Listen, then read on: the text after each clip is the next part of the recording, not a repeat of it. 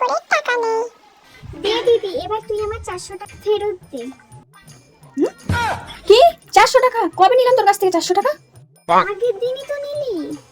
আগের দিন যে তোকে দাদু 100 টাকা দিয়েছিল সেটা নিয়েছিলাম, আর একবার 10 টাকা, আর একবার 20 টাকা, 400 টাকা হলো কি করে?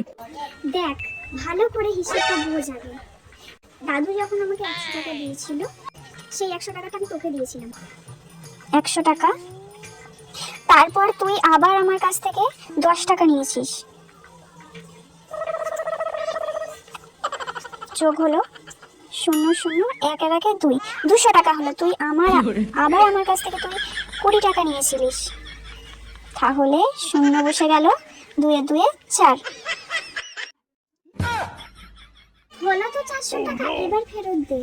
তুই যদি আমাকে না দিয়েছিস তাহলে আমি তোকে বলে দেবো তুই আমার কাছ থেকে টাকা নিয়ে তোর বয়ফ্রেন্ডকে চকলেট কিনে দিয়েছিস।